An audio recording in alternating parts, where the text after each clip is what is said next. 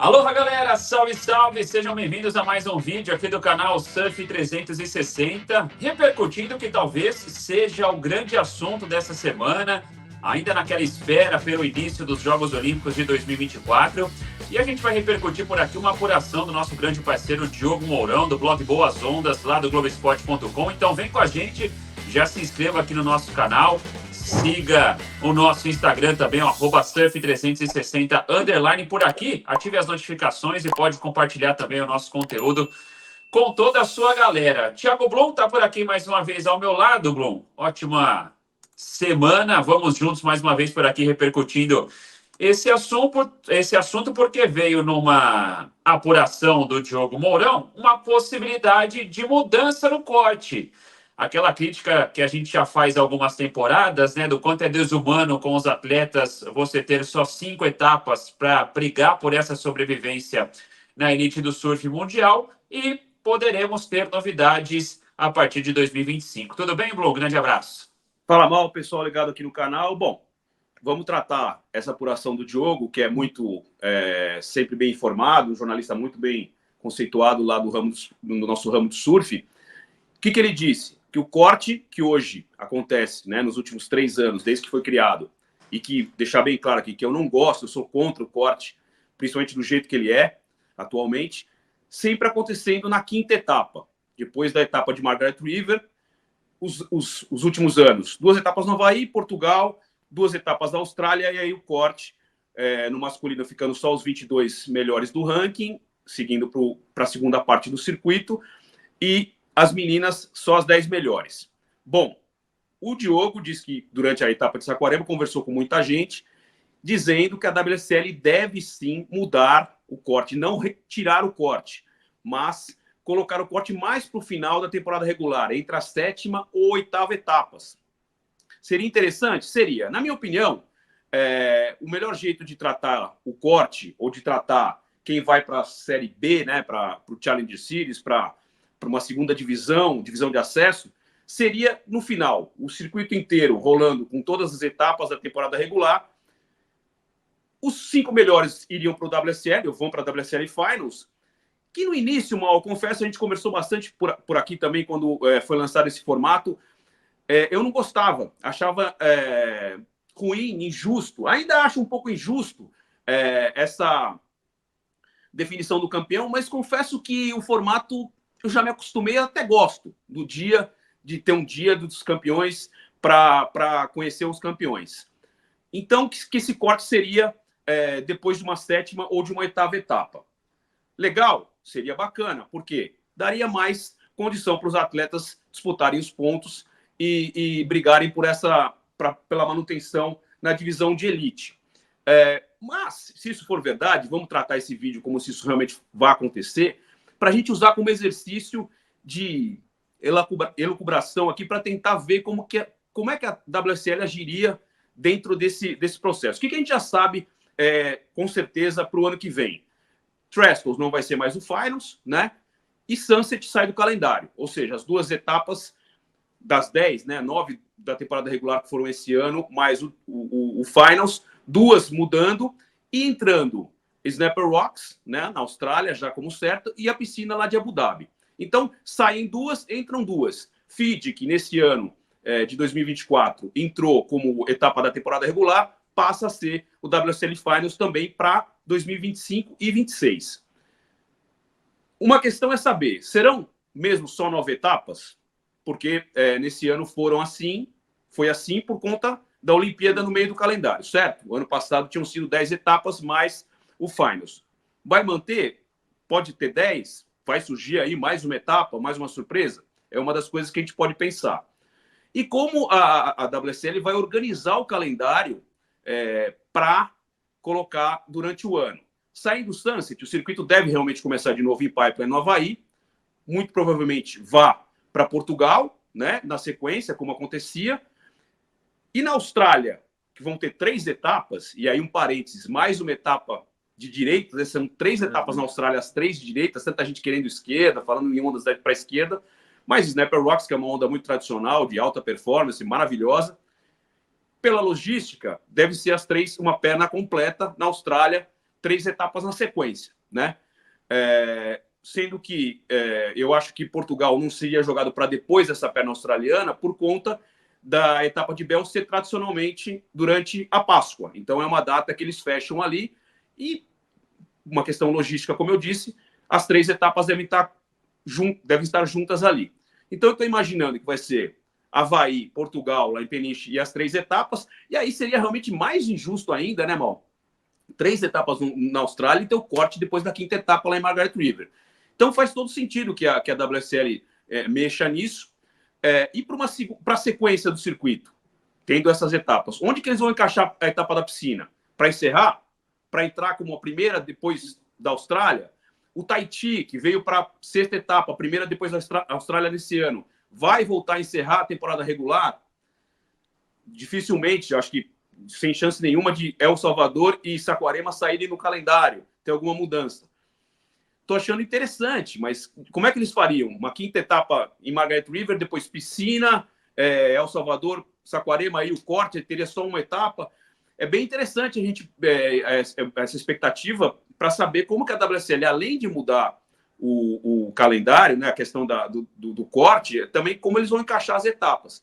Lembrando, para completar, eu já vou passar a bola para você, que eu já falei bastante, que o Challenger Series está completamente. O calendário da 2ª divisão está completamente atrelado ao que vai acontecer na primeira. Quer dizer, se eles demorarem 2 etapas depois, colocarem 2 etapas depois do corte, o Challenger vai começar mais para frente, né? E aí talvez ele seja reduzido, não tenham 6 etapas, tenham menos etapas. Tem muita coisa que pode rolar por aí.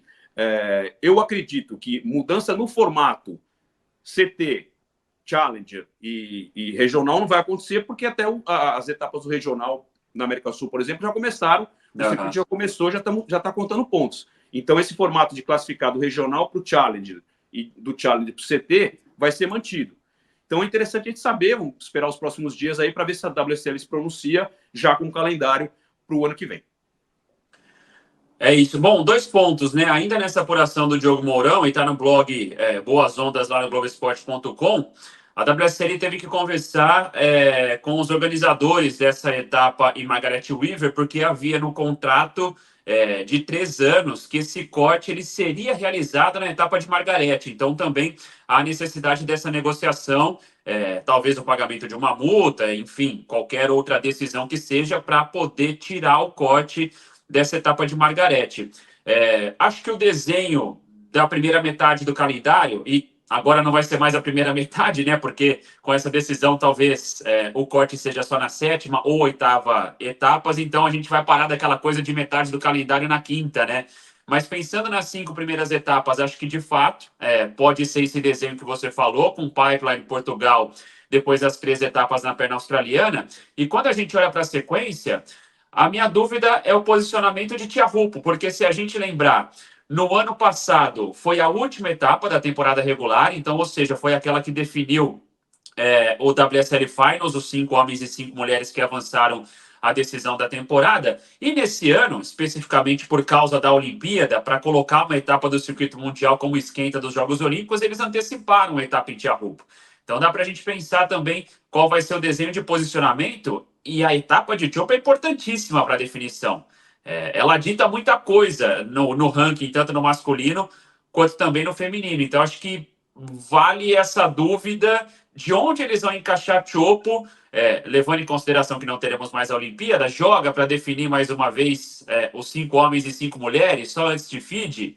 E aí tem esse aspecto importante também de onde vai entrar essa etapa que já é tão tradicional do CT, né, Blum?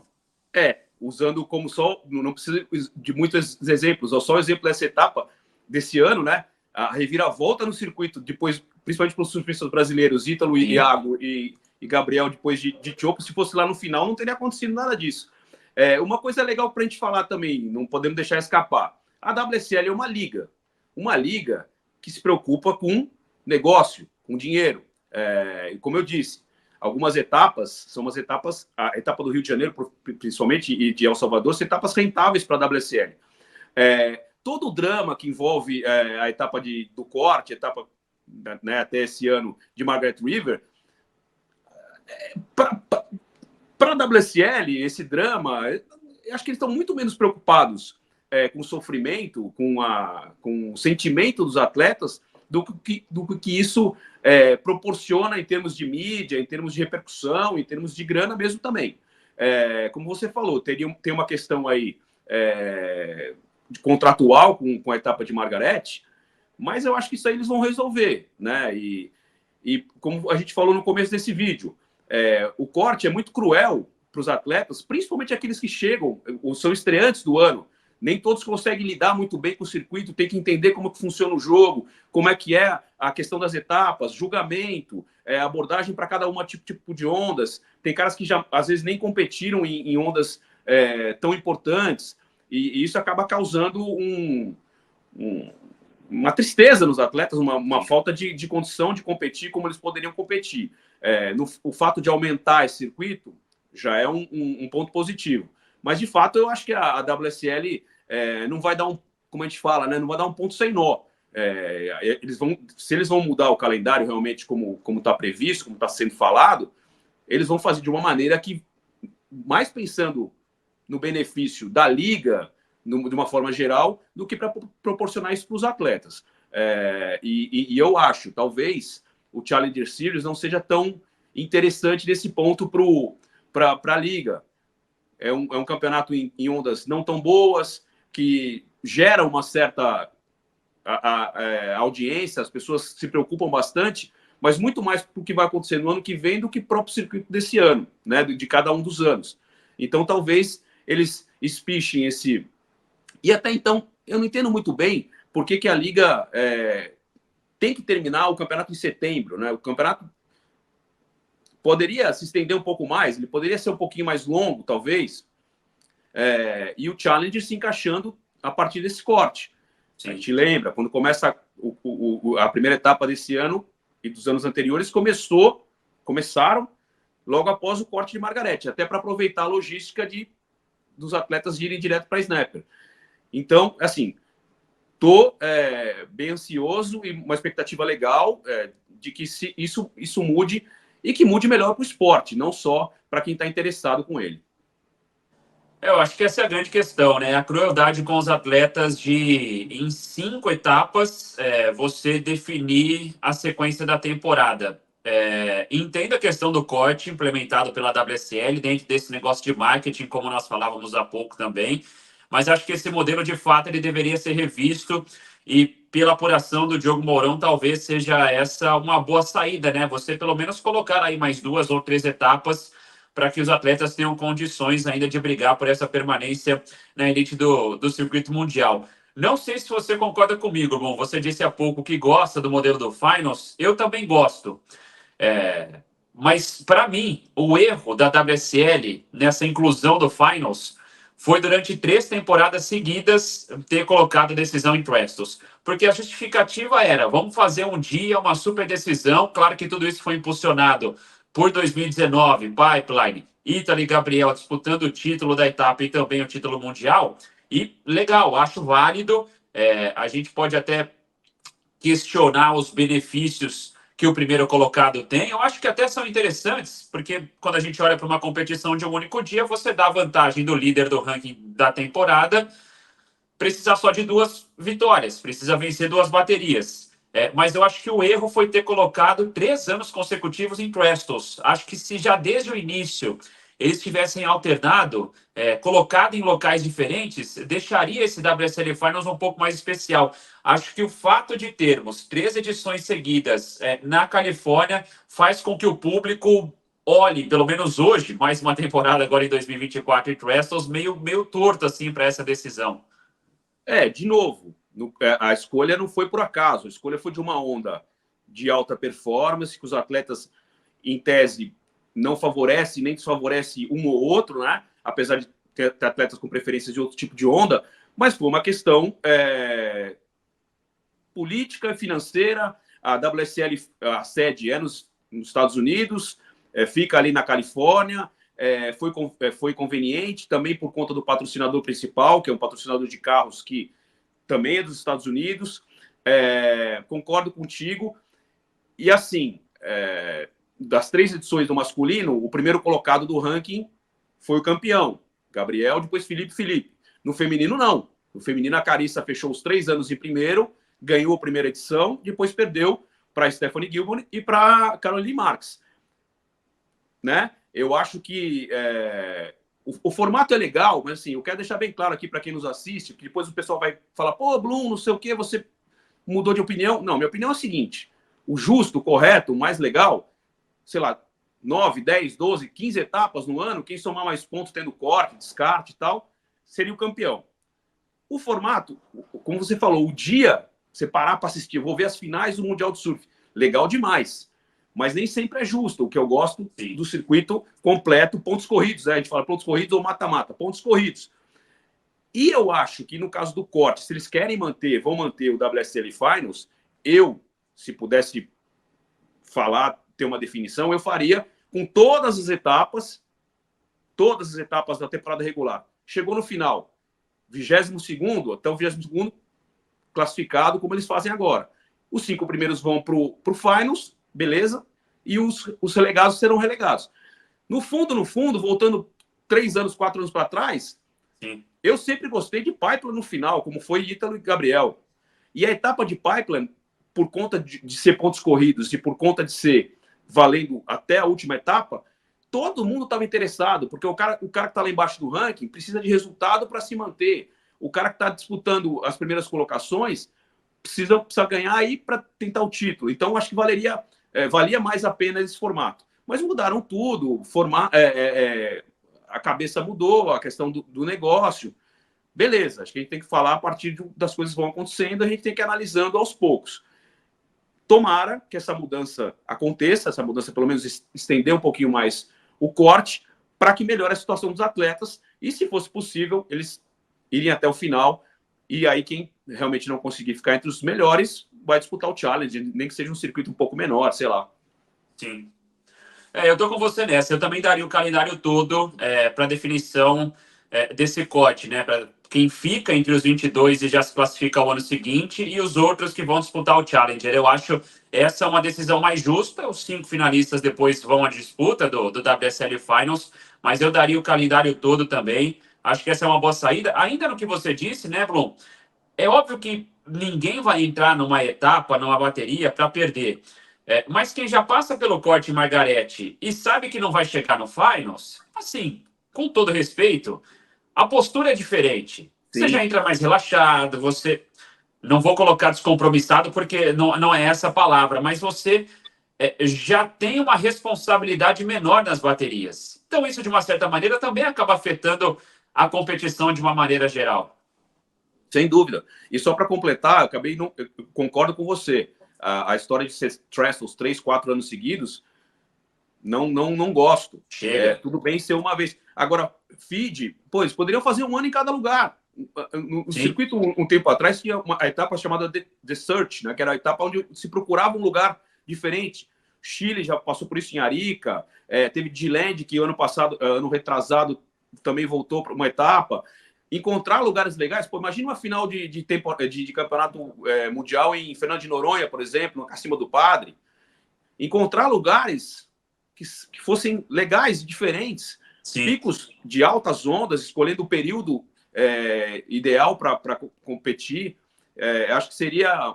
Os próprios atletas teriam mais esse tesão de, como acontece o ano que vem, eu quero estar nas finais porque as finais vão ser em feed. Eu quero estar na final porque a decisão vai ser em G-Land, ou vai ser em Nias, na Indonésia, né? Então, trazer esse aperitivo, esse ingrediente mais legal também para os atletas se motivarem, não só ganhar o título mundial, mas poder disputar o título mundial numa onda incrível, diferente. Estou fazendo um corte dessa parte e vou mandar para a WSL, tá bom? Pode ficar tranquilo, eu vou mandar a sugestão aqui sua, Thiago Blum. É isso. Bom, a gente vai acompanhar, então, toda essa movimentação, se teremos ou não essas novidades. Repercutindo aqui, repito mais uma vez, é sempre bom a gente dar os créditos, né? O Diogo Mourão, nosso parceiro do blog Boas Ondas, lá do Globoesporte.com. A gente vai acompanhando por aqui. Thiago Blum, contagem regressiva. Estamos chegando cada vez mais próximos também dos Jogos Olímpicos. E aí, na semana que vem, a gente já vai fazer um balanço por aqui. Uma prévia, na verdade, né? Do que vai rolar em Tiahupo. Tudo que pode rolar nas ondas lá de Tiahupo. A gente volta em breve, então, aqui no canal do Surf 360. Beleza? Valeu, galera. Aloha! Fechado.